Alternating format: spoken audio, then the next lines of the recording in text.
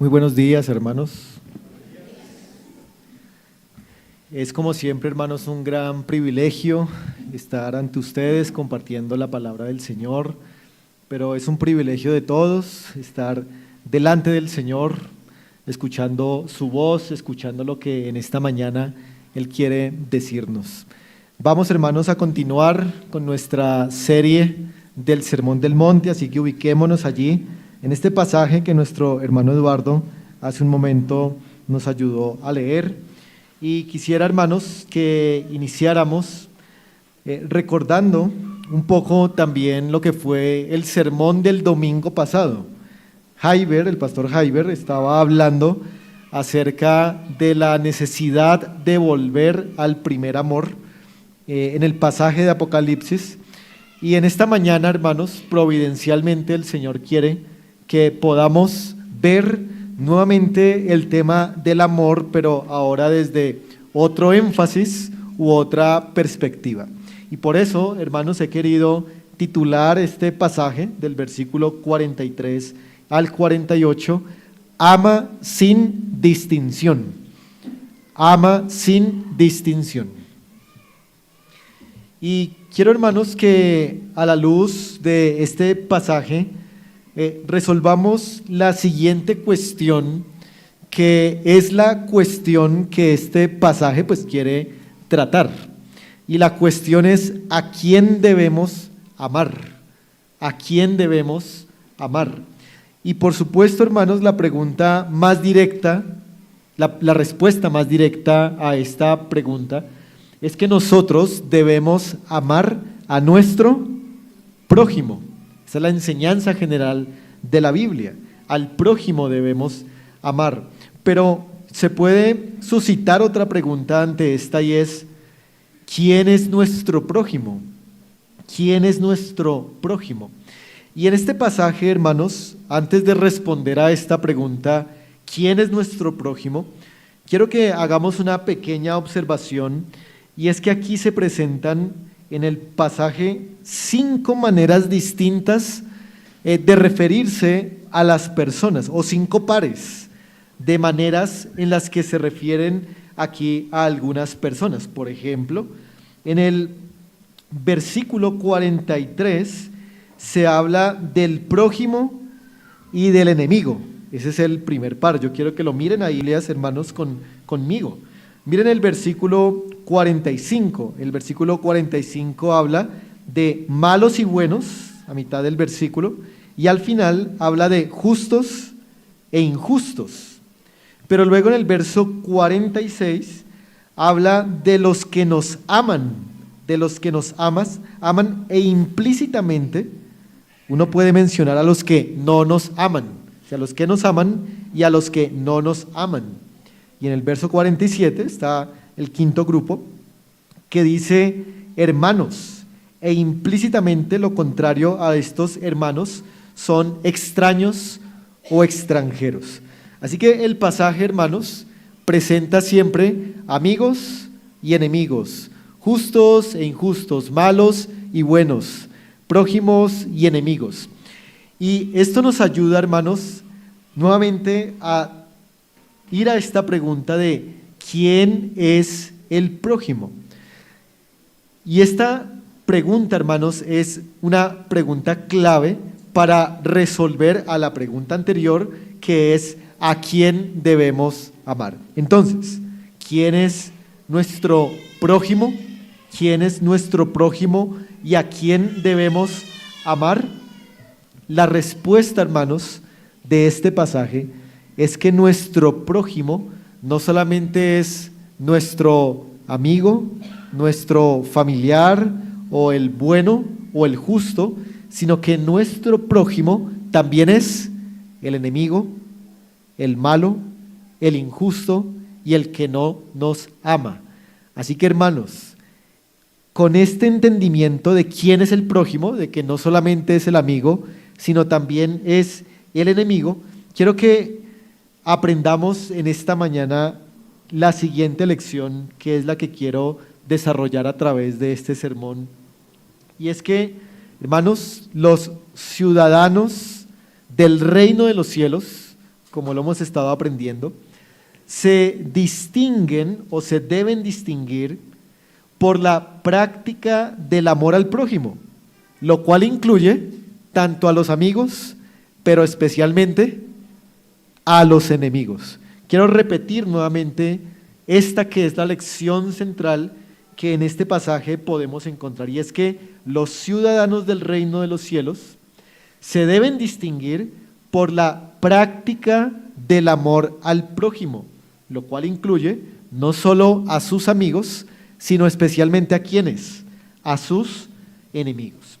Y vamos a ver, hermanos, este pasaje a la luz de dos grandes enunciados o puntos. En primer lugar, vamos a ver la perspectiva de los rabinos, de los fariseos, de los escribas, en cuanto a quién debemos amar. Pero luego vamos a ver la perspectiva del Señor Jesucristo en cuanto a quién debemos amar. Así que empecemos, hermanos, en primer lugar, viendo en el versículo 43 la perspectiva rabínica acerca de esta pregunta, de a quién debemos amar. Y empecemos primero, hermanos, haciendo algunas clarificaciones en cuanto a lo que los fariseos y los escribas entendían de quién es el prójimo. Para los escribas y fariseos y para los rabinos en el tiempo de Jesús, el prójimo, el término prójimo, solamente estaba limitado o solamente agrupaba a aquellos que eran amigos, a aquellos que eran judíos verdaderos, a aquellos hebreos, israelitas, que eran amigables para con la misma nación de Israel. Pero aquellos que eran extranjeros, gentiles, no judíos o incluso los mismos publicanos, ellos consideraban que no entraban dentro de la categoría del prójimo. Así que a la luz de este entendimiento es que ellos empiezan a construir esta ley que aparece en el versículo 43 donde leemos: oísteis que fue dicho, amarás a tu prójimo y aborrecerás a tu enemigo. Por eso ellos, hermanos, hicieron una distinción entre quién es el prójimo del enemigo, cuando en realidad, hermanos, en realidad el prójimo es un término que también incluye a los enemigos y no solamente a los amigos. Así que ellos terminaron añadiendo esta frase final en el versículo 43 que dice: aborrecerás a tu enemigo. Hermanos, recordemos algo importante aquí, y es que cuando Jesús dice, oísteis que fue dicho, Jesús está citando estas palabras literal y exactamente del Antiguo Testamento. Es la pregunta. Y la respuesta es no. Recordemos que cuando Jesús cita las Escrituras, Él dice, escrito está, ¿no? O las Escrituras dicen, u otra fórmula de estas. Pero esta frase, oísteis que fue dicho, hermanos, recordemos que es una cita que Jesús toma de las enseñanzas rabínicas de su tiempo y no exactamente de la ley de Dios. Porque en la ley de Dios, hermanos, en ninguna parte nosotros encontramos esta frase que diga que debemos amar al prójimo y aborrecer al enemigo. Veamos, por ejemplo, un pasaje en Levítico 19. Vamos allí, hermanos, a nuestras Biblias y veamos lo que esta ley nos dice. Levítico capítulo 19, verso 18.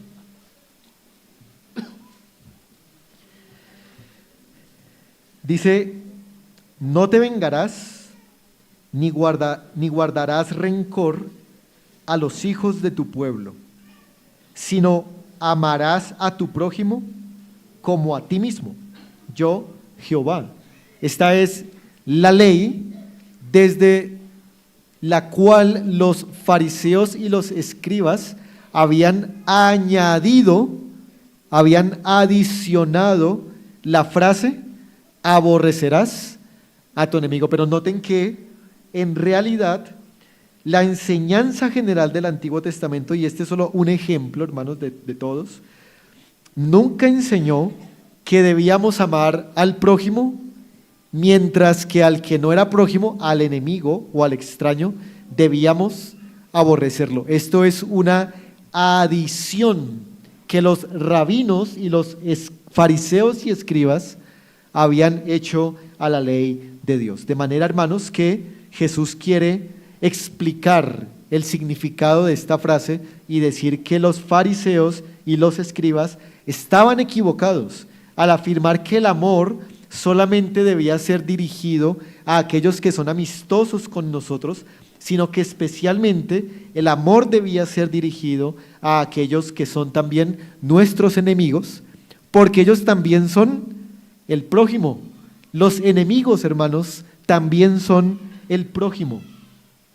Quiero decir algo aquí, hermanos, antes de considerar los siguientes versículos, y es que al menos los fariseos y los escribas aborrecían a sus enemigos y amaban solo a sus amigos por una convicción hermenéutica, por así decirlo. Ellos llegaban a las Escrituras y sacaban esa conclusión que era equivocada, pero ellos estaban convencidos de que así era.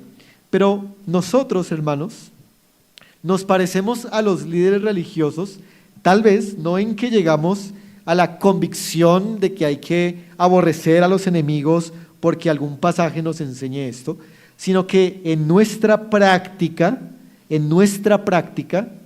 es más fácil para nosotros seguir la enseñanza de los fariseos, de amar a los que son amistosos con nosotros, pero a aquellos que nos han hecho algún daño o que nos han dado alguna ofensa, simplemente aborrecerlos y no amarlos. Nuestro saludo cordial es mucho más fácil, por supuesto, hermanos, para los que son cercanos a nosotros, pero nuestro saludo cordial es más difícil y a veces no lo ofrecemos para con aquellos que son nuestros enemigos o que nos han hecho algún daño. Pero, hermanos, no es solamente a los que son fáciles de amar y a los que son nuestros amigos a los que debemos amar, sino que este pasaje pone ante nosotros que es a los enemigos, a los que nos han hecho daño, a los que nos aborrecen, a los que son hostiles a nosotros, con quien más deberíamos ser amorosos. Y por eso, hermanos, eso nos lleva a considerar el segundo punto de esta enseñanza, que es el más grande, donde está toda la explicación de los versículos 44 al 48. Vamos allí a Mateo, capítulo 5 nuevamente, y ubiquémonos en el verso 44 al 48. Habiendo entonces aclarado el versículo 43, quiero que analicemos, hermanos, en primer lugar, allí en el verso 44, el mandato central que encontramos en ese versículo. El verso 44 dice: pero yo os digo, amad a vuestros enemigos.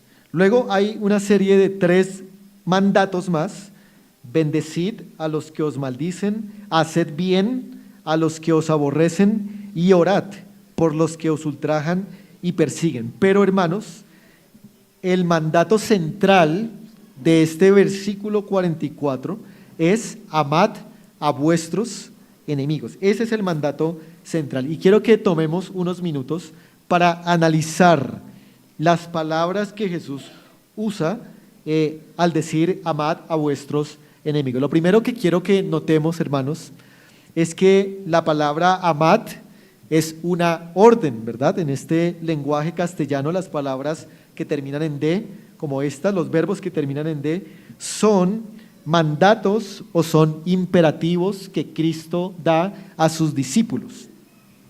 En nuestro idioma, pues lo decimos como amen a sus enemigos, ¿verdad? Amen a sus enemigos. Pero este imperativo o este mandato, hermanos, en el idioma original tiene una particularidad que me gustaría señalar. En el idioma griego, hermanos, hay dos maneras de expresar los mandatos. Una manera se llama el imperativo en presente y otra manera se llama el imperativo en aoristo. ¿Cuál es la diferencia entre el uno y el otro? Los imperativos en aoristo son imperativos que se mandan para una ocasión especial o para hacerse un día en una ocasión muy puntual. Por ejemplo, cuando la Biblia dice en Hechos, cuando los apóstoles predican y dicen conviértanse y arrepiéntanse, allí el imperativo que se usa es un imperativo aoristo que viene a significar una acción puntual que ocurre una vez en la vida. Uno se convierte por primera vez, una única vez en la vida a Cristo. A eso se refiere ese imperativo aoristo, una acción puntual y determinante en la vida, una obediencia de momento. Pero el imperativo presente, hermanos, sugiere una orden o un mandato que debe ser cumplido continuamente. Es como un mandato que tiene que venir a ser una disciplina en la vida, es un mandato que tiene que venir a ser un estilo de vida. Por ejemplo, en Romanos capítulo 12, allí hay un imperativo en presente, que es cuando dice, transformaos por medio de la renovación de vuestro entendimiento. Lo que entendemos, hermanos, es que esta transformación no ocurre solamente una vez en la vida de nosotros, sino que es una transformación que debe ocurrir continuamente, es una disciplina, es un estilo de vida. Hermanos, ¿cuál creen ustedes que es el tipo de imperativo que Jesús utiliza cuando dice amen a sus enemigos? ¿El aoristo o el presente? Quisiéramos que fuera el aoristo, ¿no? Es mucho más fácil.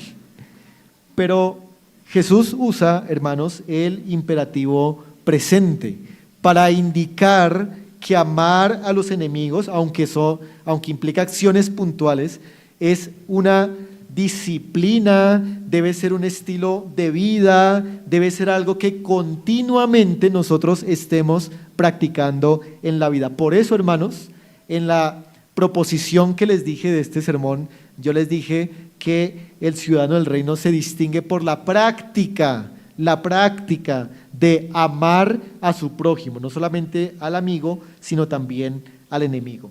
Pero, hermanos, ¿qué significa entonces la palabra amar? Ya vimos en qué tiempo está, pero ¿qué significa esta palabra amar, el amor? Bueno, la palabra, hermanos, amor, es una palabra que es como una hija de la palabra ágape, es una palabra que nosotros conocemos, es la palabra que describe el amor sacrificial de Dios.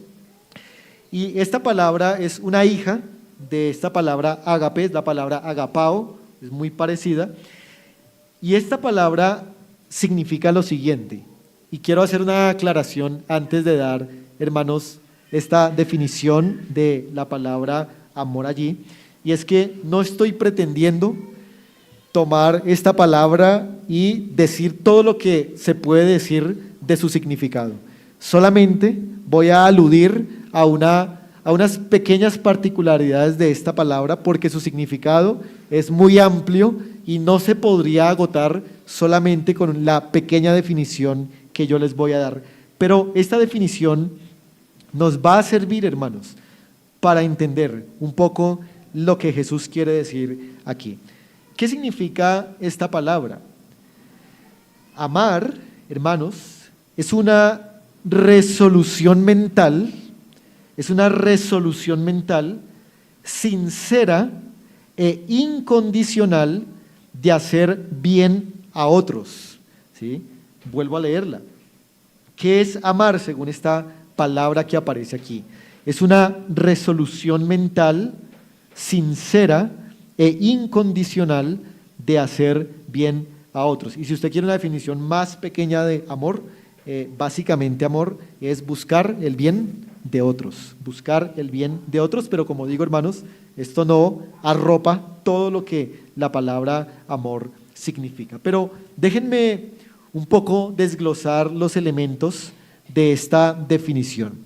El amor es una resolución mental, es una resolución mental, es una decisión que primero ocurre en nuestra mente, es una convicción o una persuasión de nuestra mente antes que cualquier cosa. No es, hermanos, no es primero un sentimiento ni un deseo, sino que primero es una decisión, una convicción o una persuasión de nuestra mente. Es importante, hermanos, aclarar que para poder hacer el bien a otros, debido a que el amor es una decisión, una resolución mental, no debemos esperar hasta empezar a tener algún tipo de sentimiento, una emoción o un anhelo de hacer bien, porque precisamente en el caso nuestro que somos pecadores, el amor se trata de eso, de hacer aquellas cosas que nuestras emociones y nuestros deseos no están de acuerdo en hacer. Así que el amor es cuando la mente está convencida de que tiene que hacer el bien, aun a pesar de que en un primer momento las emociones y los deseos no están en común acuerdo en hacer el bien que hay que hacer. ¿Y qué es aquello que convence la mente de amar? ¿Qué es aquello que nos convence? Aquello que nos convence, hermanos, es este mandato de Cristo. Cristo dice aquí, amen. Cristo dice aquí, amen a sus enemigos. Cristo no nos está mandando a sentir cosas lindas por nuestros enemigos. Cristo no los está mandando a que empecemos a tener ciertas emociones para luego entonces sí buscar el bien del otro, sino que Cristo está mandando a amar independientemente de las emociones o de los deseos que nosotros tengamos. Hermanos, de hecho, los enemigos que menciona aquí este pasaje, que son personas que nos han hecho daño en nuestras relaciones interpersonales, nunca van a despertar en ninguno de nosotros un sentimiento positivo, ¿sí? Nadie que nos haya hecho mal a nosotros nos despierta felicidad, alegría o ganas de hacer algo bueno por esa persona. Nadie. Por eso, hermanos, este mandato es más significativo porque para amar a un enemigo debemos superar incluso las emociones de rencor, de venganza y de ira que tenemos contra esa persona y tomar la determinación de buscar el bien de él. Así que esto es en primer lugar, hermanos, el amor, una resolución mental. Pero en segundo lugar, esta definición también, hermanos, implica sinceridad. El amor es sincero, el amor es una decisión sincera. Con esto, hermanos, me quiero referir a las motivaciones con las cuales o por las cuales nosotros buscamos hacerle el bien a la persona que nos ha hecho daño. Debemos preguntarnos siempre, ¿cuáles son las motivaciones que tenemos para buscar el bien de alguien que nos ha hecho daño? Y puede que nosotros, hermanos, tengamos motivaciones equivocadas, como por ejemplo, nosotros podemos estar motivados a hacerle el bien al otro solo porque esto en alguna manera puede generar un beneficio personal para nosotros. Es como cuando decimos, y es que no me conviene estar en un problema con esa persona, no me conviene. Sí, porque no es conveniente, no es beneficioso para mí. Eso es una mala motivación. 2, a veces queremos hacer bien a alguien por cuidar nuestra reputación solamente, para que ya sea en la iglesia, en la familia, en la sociedad o en el trabajo, guardemos la buena reputación de que no vayan a decir que tenemos algún problema con alguien. O incluso, hermanos, podemos pensar que hacerle bien a un enemigo es una manera de purificar o de limpiar algún pecado que tengamos por ahí, lo cual es una motivación totalmente incorrecta. ¿Cuáles entonces la motivación sincera o correcta para amar a los enemigos como Cristo lo menciona aquí? Hermanos, la motivación sincera es la gloria de Dios al obedecer este mandato y la sinceridad del bienestar del otro. Cuando buscamos hacer el bien al otro, esa es la misma motivación que tenemos, que el otro esté bien, que sea beneficiado. No es por algún tipo de estrategia que tengamos, sino que buscamos la gloria de Dios y el bienestar sincero de corazón de la otra persona. Y por eso el amor es una resolución sincera. Pero tercero, en esta definición también, hermanos, vimos que esta decisión de amar tiene que ser incondicional, ¿sí? Incondicional. ¿A qué nos referimos con incondicional? Que el bien que yo debo hacerle al que me ha hecho daño no depende o no está condicionado de quién sea esa persona. No importa quién sea, si es rico o pobre, si me dañó mucho o me dañó poco, si es alguien del gobierno o si es alguien, un ciudadano, si es un policía o un militar, no importa quién sea, no importa qué profesión tenga o qué daño me haya hecho, yo debo buscar el bien de esa persona de manera incondicional. Hermanos, es aquí en este punto donde los fariseos y donde los escribas habían resbalado, porque para ellos el amor sí estaba condicionado. ¿Estaba condicionado a quiénes? A aquellos que les hacían el bien, aquellos que eran buenos y amables para con Israel, pero aquellos que eran odiosos para con Israel, aquellos que eran enemigos de Israel o de los mismos fariseos, para ellos sí no había nada de amor. Para ellos había aborrecimiento, rencor y venganza. Pero la palabra agapao, hermanos, significa un bien incondicional y no condicionado. Por eso, hermanos, al ver el significado de esta palabra amor, yo quiero preguntarles, hermanos, con sinceridad, y espero que ustedes también puedan responder en sus corazones con sinceridad, y es que realmente, hermanos, estamos convencidos de lo que claramente se puede leer ahí. O sea, yo no estoy haciendo una interpretación extraña o difícil. Ahí dice, amen a sus enemigos. ¿Realmente estamos convencidos que esto es lo que Cristo nos manda? Y si estamos convencidos, la otra pregunta es, en la práctica, ¿estamos haciendo el bien a aquellos que nos han hecho daño? ¿Estamos buscando el bien a aquellos que nos han hecho alguna humillación? ¿O solo estamos, hermanos, amando a aquellos que son fáciles de amar, a aquellos que nos caen bien, a aquellos con los que tenemos alguna compatibilidad en el carácter, con quien congeniamos? Hermanos, la gloria de Dios o Dios se glorifica más cuando nosotros amamos a nuestros enemigos que cuando amamos a nuestros familiares o amigos. Ahí es donde hay más gloria para el Señor.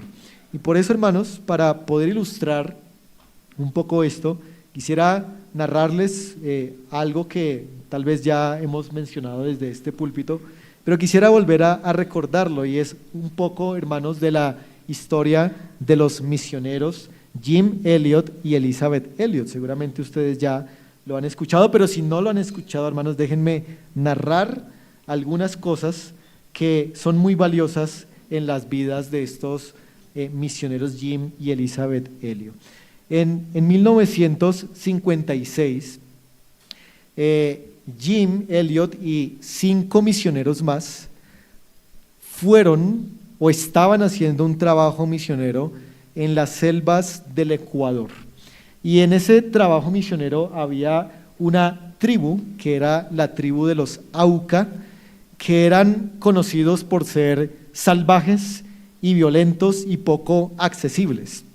Pero estos 5 misioneros vieron la necesidad de ir a donde esta tribu y poderles compartir el evangelio. Así que empezaron a hacer intentos de acercamiento con esta tribu, uno de los cuales es que ellos en una avioneta de color amarillo empezaron a botar o a dejarles regalos a estos indígenas como para tratar de romper el hielo con ellos. Cuando finalmente pudieron tener el primer acercamiento, esto fue un 8 de enero, los indígenas los emboscaron, los atacaron con sus lanzas y los asesinaron brutalmente a los 5, y luego unos días, los cuerpos de ellos fueron encontrados allí.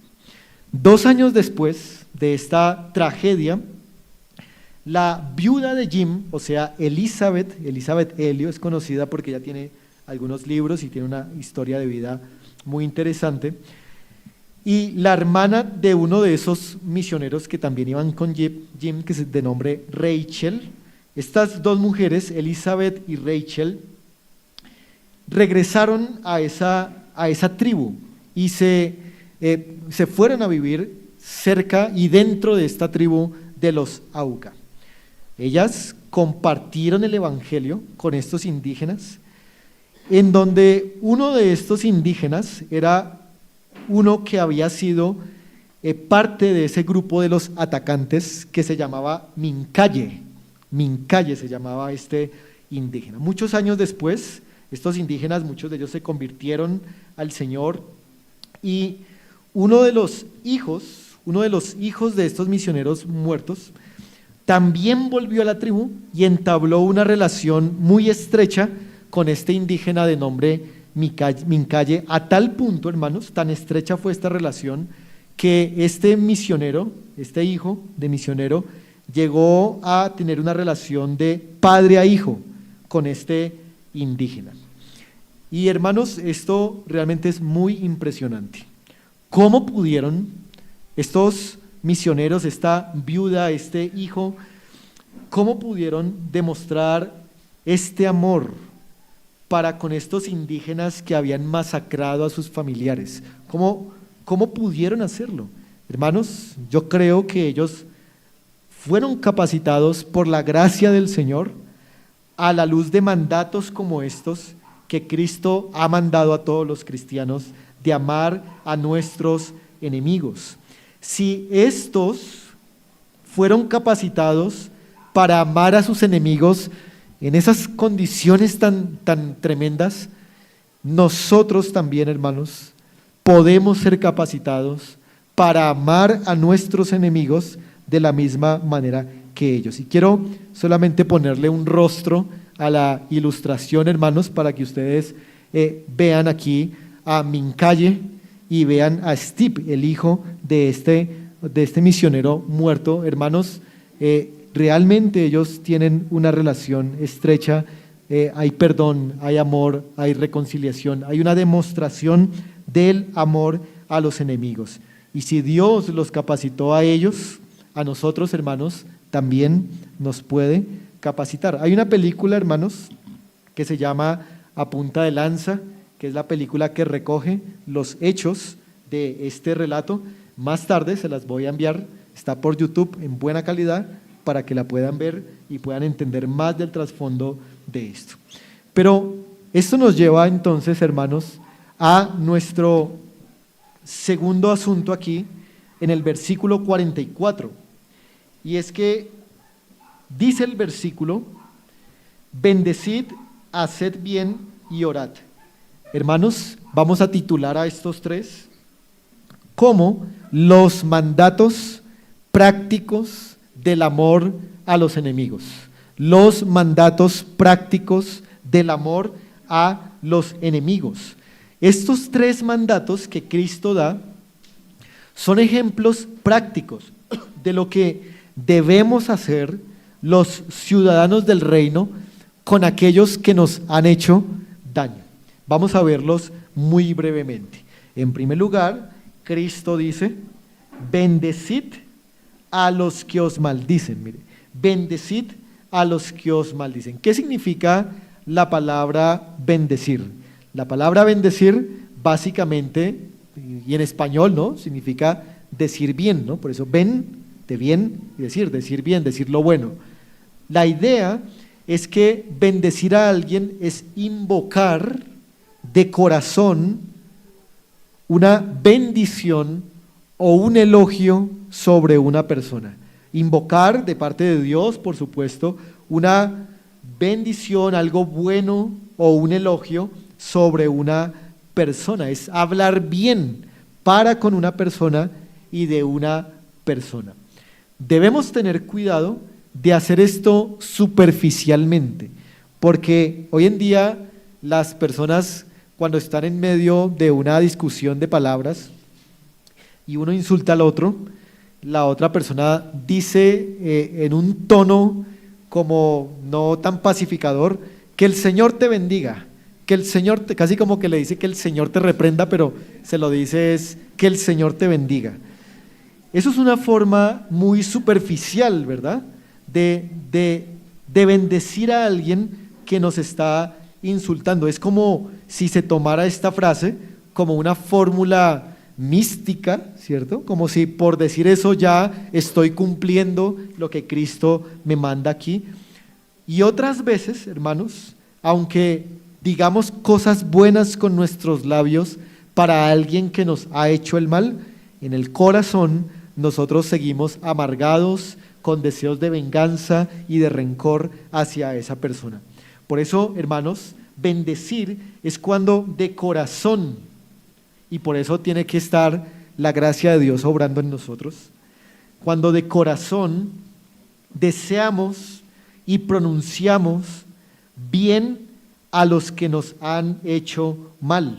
Esto implica, hermanos, responder de manera amistosa, responder de maneras conciliadoras, de maneras amables, de palabras llenas de gracia, de palabras llenas del evangelio, de perdón, de amor, deseando todas las cosas buenas que podemos desear. Esto entonces, hermanos, es algo de corazón, es una expresión de amor verbal. Pero también el versículo dice: haced bien a los que os aborrecen. No solamente, hermanos, el amor se manifiesta en nuestras palabras, sino que también el amor debe ser práctico y debe expresarse en nuestras acciones. Yo quiero que vayamos a Proverbios 25 un momento, hermanos, para notar allí cómo se nos recomienda hacer el bien al que nos hace el mal.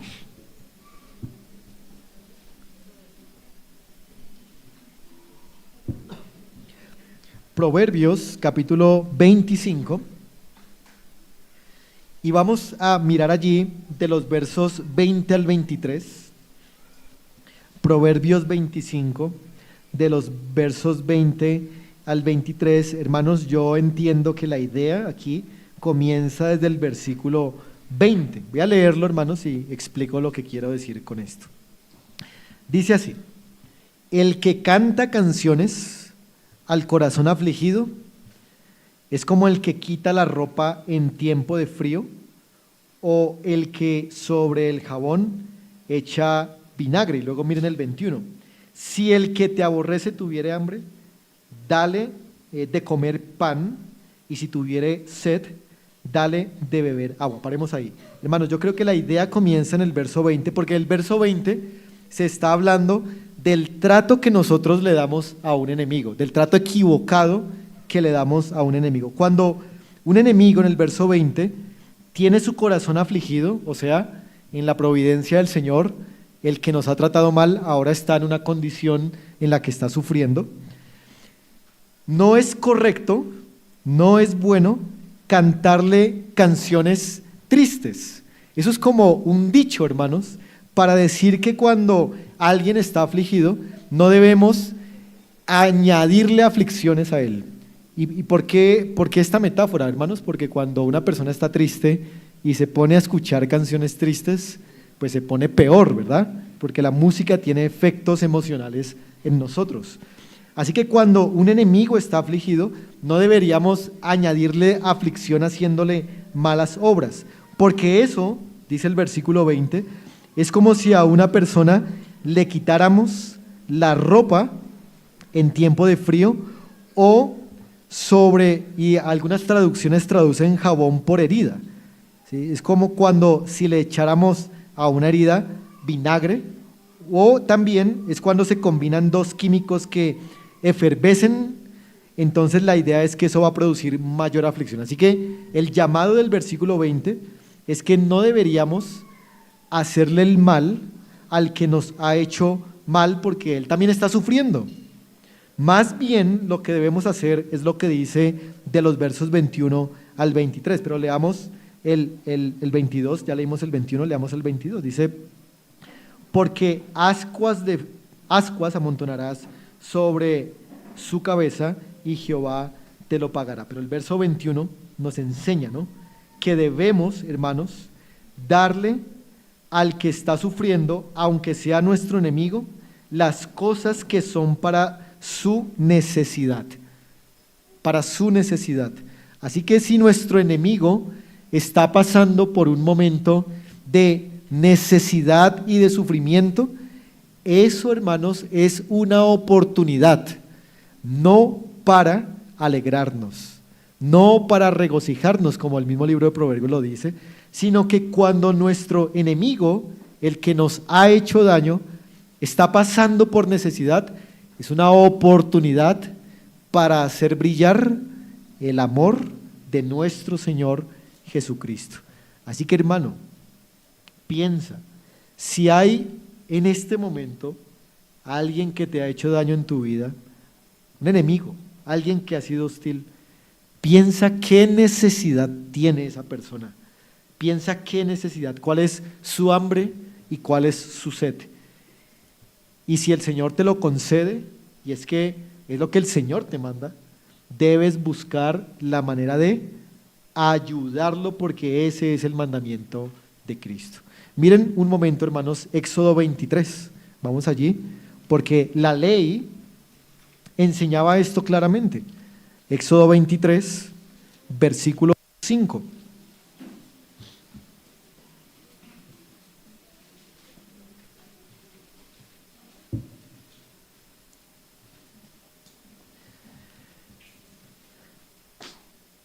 Dice así: si vieres el asno del que te aborrece caído debajo de su carga, ¿le dejarás sin ayuda? ¿Y cuál es la respuesta? Dice: antes bien, le ayudarás a levantarlo. Hermanos, la ley enseñaba claramente que cuando un enemigo estaba en necesidad, nosotros debíamos tomar acciones por ayudarlo. Eso es lo que la palabra de Dios enseña, y hay muchos ejemplos de esto en la palabra de Dios. Volvamos a Mateo 5, porque el tercer mandato práctico o el tercer ejemplo es orar por los que nos ultrajan y nos persiguen, de manera que no solamente amamos con nuestras palabras, no solamente amamos con nuestros hechos, sino que también amamos, hermanos, a través de ofrecer oraciones en favor de aquellos que nos han hecho el mal. Y quiero decir algo aquí, hermanos, porque estuve pensando cómo es que puede ser una forma sincera de amar a alguien, orar por él, ¿sí? Y yo sé que ustedes también tienen muchos buenos argumentos y aplicaciones de esto, pero yo estaba pensando en una, hermanos, y es que cuando hay cámaras, cuando sabemos que nos están grabando, sea en el lugar que sea, nosotros tendemos a ajustar nuestra conducta, ¿sí? O sea, no es como siempre nos comportamos de otra manera, tratando de ser un poco mejores, ¿no? Tratando de ser mejores en el hablar, en el ser, etc. Cuando nos presentamos a Dios en oración, hermanos, no hay nadie, no hay cámaras allí, no hay ninguna persona a nuestro alrededor, y por lo tanto nos presentamos tal como somos. O sea, en ese momento de la soledad somos genuinos, somos sinceros, no estamos siendo falsos, solo Dios nos está viendo y Él conoce nuestro corazón. Y si somos capaces, hermanos, de ofrecer una oración rogando bienes espirituales y materiales para un enemigo, hermanos, eso lo estamos haciendo de corazón. Fácil es aquí, en público, hacer oraciones por los enemigos.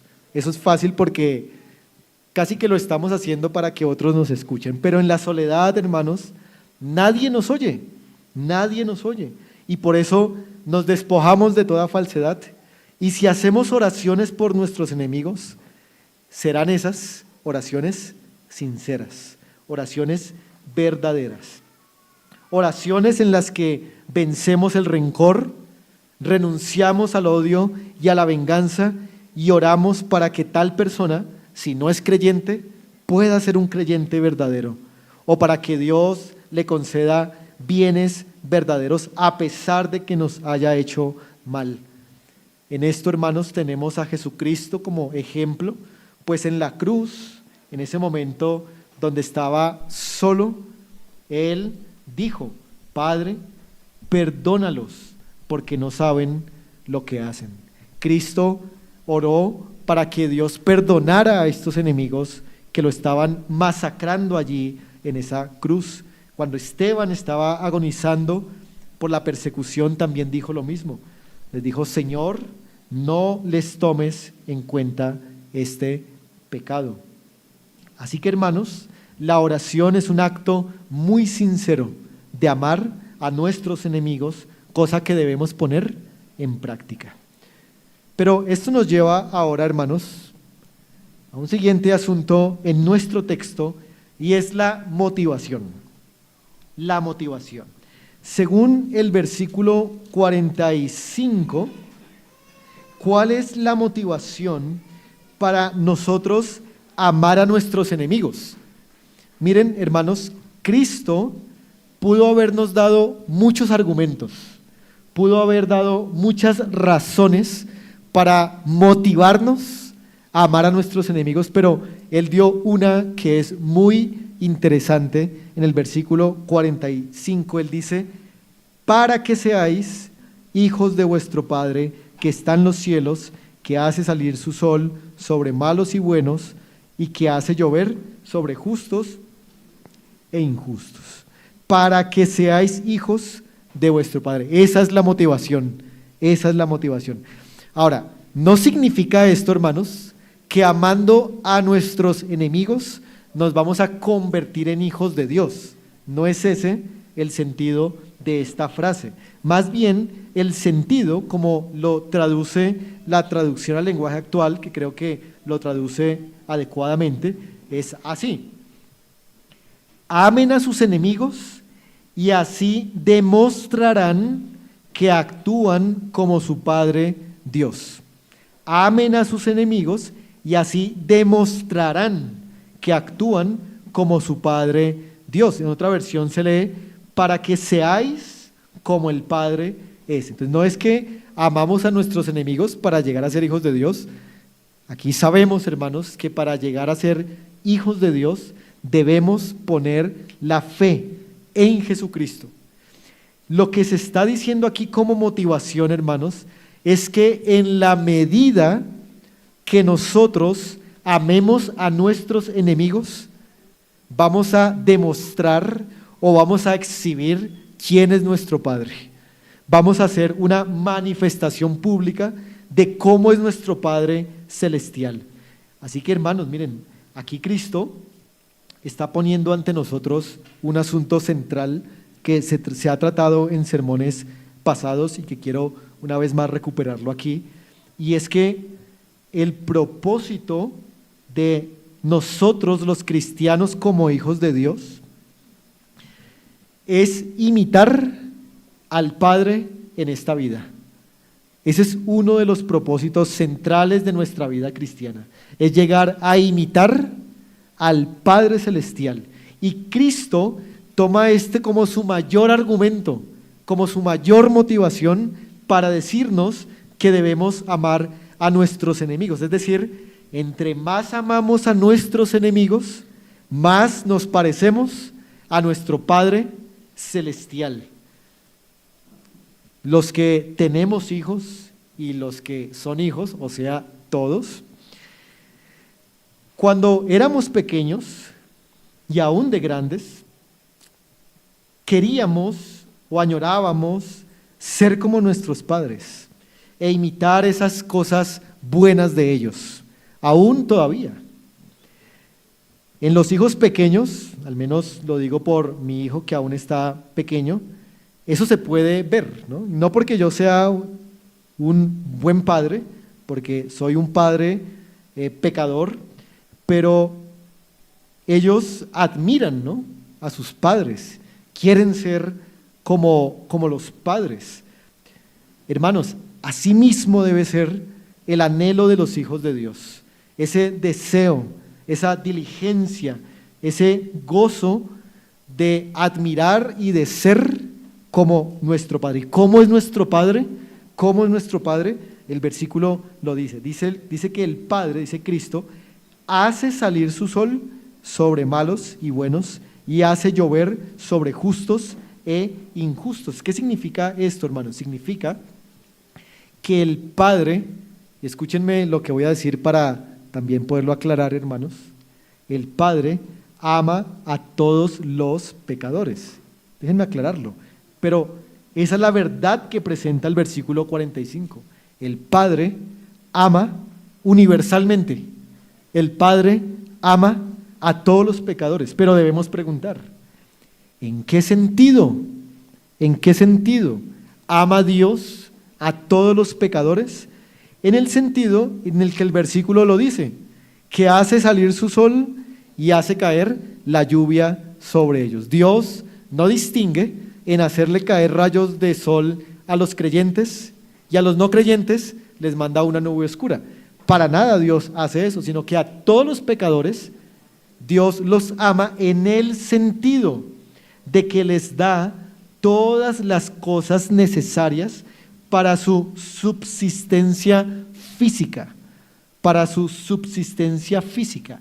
En ese sentido, hermanos, hablamos del amor universal de Dios, en el sentido de que Él les da a todas las personas las cosas que necesitan, les da comida, les da el aire que respiran, les da agua, les da ropa. Aunque sean malos e incrédulos a su palabra, Dios sigue haciéndoles bien. Lo interesante, hermanos, es que Cristo usa el sol y usa la lluvia como maneras de explicar este amor universal. ¿Por qué el Señor usa el sol y usa la lluvia? Porque, hermanos, Jesús, que es co-creador con Dios el Padre, ¿no? Es co-creador. Él sabe que si el sol deja de salir por un tiempo prolongado, qué sé yo, unos meses, semestre, un año, este planeta empezaría a enfriarse de tal manera que cause la muerte de todos los seres vivos en la superficie. Además, que deje de salir el sol cada día implicaría que ya no puede haber fotosíntesis, que muchas plantas, que muchas cosas que nos dan el alimento a nosotros dejen de producirse, lo cual ocasionaría la muerte de los seres humanos. Pero la lluvia igual, hermanos, la lluvia igual, si deja de llover, habría una sequía y un colapso en los animales y en los seres humanos, de tal manera que nadie podía sobrevivir. Así que, hermanos, cada vez que llueve y cada vez que sale el sol, que ha ocurrido eso desde el principio del mundo sin falta, porque Dios es fiel, está el Señor mostrando amor universal para con cada persona. Pero este amor universal, hermanos, debemos distinguirlo del amor especial, del amor especial. Un amor especial en el cual Dios, el Padre, ha escogido a algunos para recibir los beneficios redentores de Jesucristo ganados en la cruz del Calvario. Solo a estos escogidos por quienes Cristo murió son los objetos del amor especial de Dios. Por eso el primer amor, el amor universal, ha sido llamado la benignidad de Dios, así lo llaman, ha sido llamado la gracia común de Dios, ha sido llamado el amor providencial de Dios o la misericordia temporal, porque solamente es en esta vida. Pero este amor, el amor del Evangelio para salvar del infierno a los pecadores, ha sido llamado el amor especial, la gracia especial y de otras maneras que nos dejan ver cómo Dios tiene estas dos énfasis en su amor. ¿Cuál es el amor que se presenta en el verso 45? Su amor universal, que ama a buenos y malos para suplirles sus necesidades. Eso es lo mismo que nosotros, hermanos, debemos hacer. Tanto a buenos como a malos debemos buscar cómo suplirles para sus necesidades. Así que, hermanos, así como el Padre Celestial es, nosotros también debemos ser. Y esto nos lleva a considerar otro punto aquí. En el versículo 45, 47 también nos menciona los modelos o el modelo errado de este amor. ¿Quiénes son aquellos que Jesús toma como este modelo errado de amor? Jesús se refiere a dos grupos. Por un lado, a los publicanos que aparecen allí en el versículo 46 al final, y por otro lado, menciona a los gentiles, que aparecen ¿en cuál versículo? En el 47, miren, al final del versículo. Así que los publicanos, que eran estos judíos recaudadores de impuestos, y los gentiles son tomados por Cristo para explicarnos cuál es el modelo errado de amor que nosotros no deberíamos seguir. Es decir, ¿cómo aman los publicanos y cómo aman los gentiles?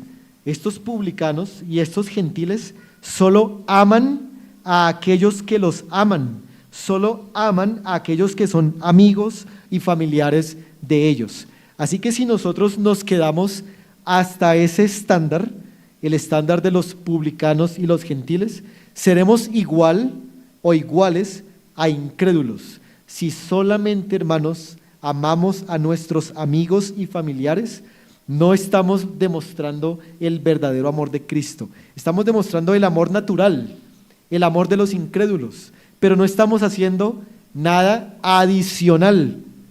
Pero los seguidores de Cristo, es la idea, deben mostrar un amor especial, un amor espiritual, más allá del amor natural. Hermanos, miren, de verdad no nos sintamos orgullosos de ser amorosos con nuestra familia, de proveerles para sus necesidades, porque es que eso es lo que tenemos que hacer.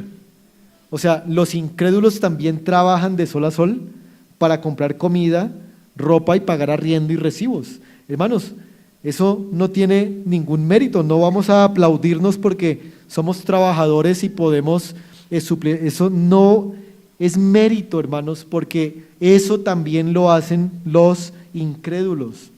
Pero lo que es meritorio y por lo que vamos a recibir recompensa, según en este pasaje, es por amar a aquellos que nos hacen el mal. Los incrédulos no hacen eso, hermanos.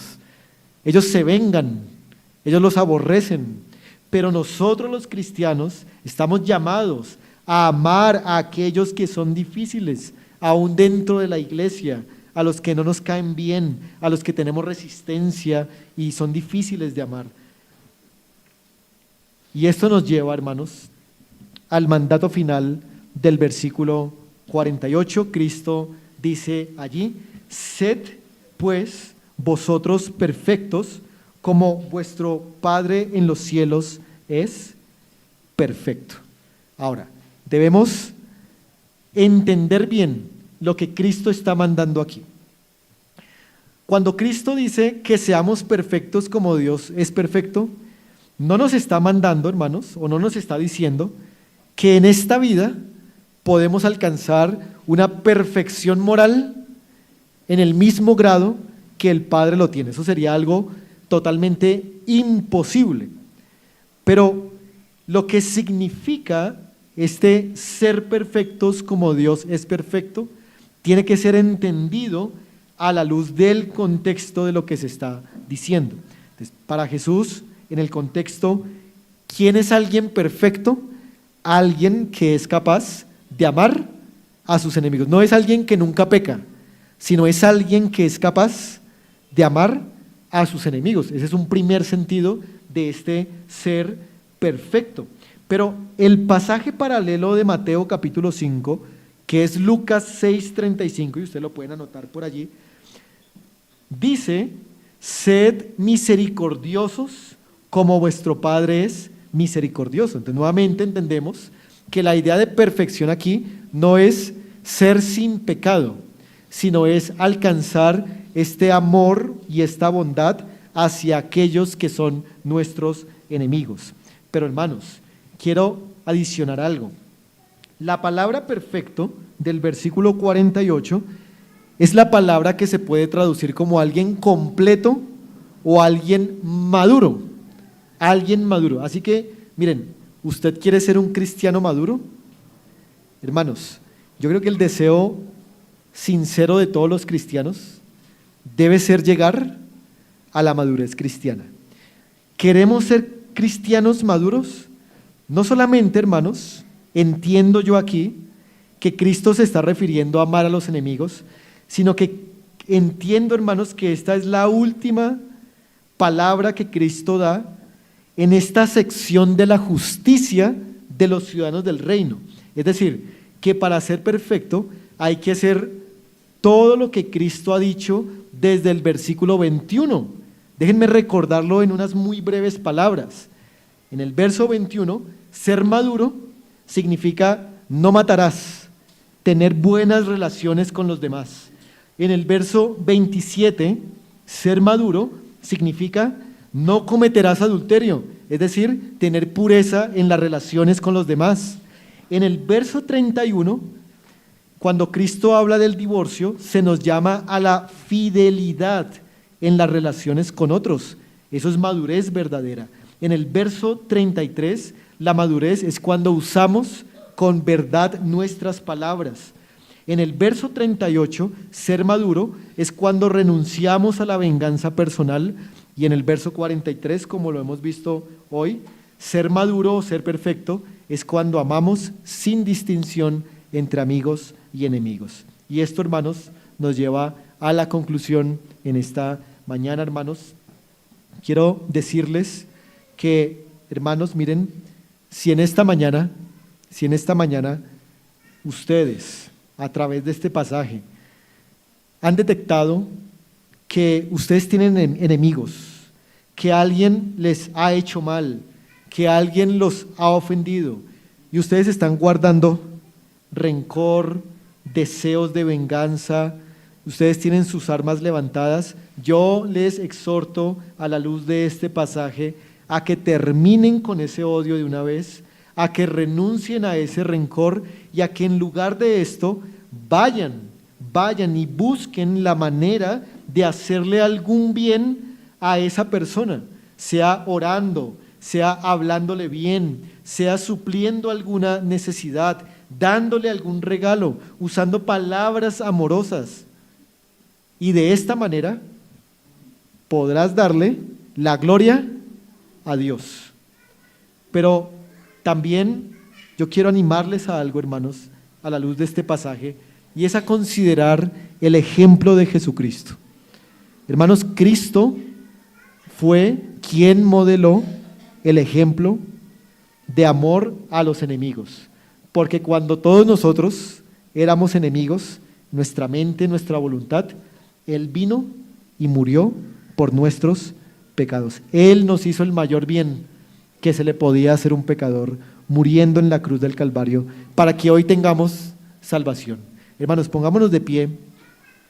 Quiero leerles un pasaje y orar al Señor.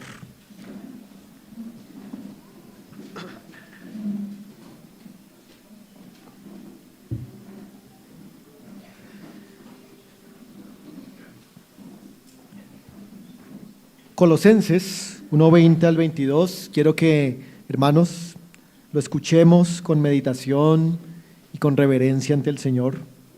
Dice así, hablando de la obra de Dios y por medio de Cristo reconciliar consigo todas las cosas, así las que estaban en la tierra como las que están en los cielos, haciendo la paz mediante la sangre de su cruz. Y a vosotros también, que erais en otro tiempo extraños y enemigos en vuestra mente, haciendo malas obras, ahora os ha reconciliado en su cuerpo de carne por medio de la muerte, para presentarnos santos y sin mancha e irreprensibles delante de Él. Vamos a orar y damos gracias a nuestro Señor Jesucristo. Padre, nos presentamos ante ti en esta hora, reconociendo que no hemos amado a nuestros enemigos como tú lo has mandado. Pedimos perdón por esto, Señor, y pedimos que a partir de hoy podamos reflejar este amor que el Padre tiene para con los enemigos, pero que tú también tienes, Señor, para con nosotros cuando éramos enemigos. Ayúdanos, Señor, a vivir esta palabra. Te lo pedimos en el nombre de Jesucristo. Amén.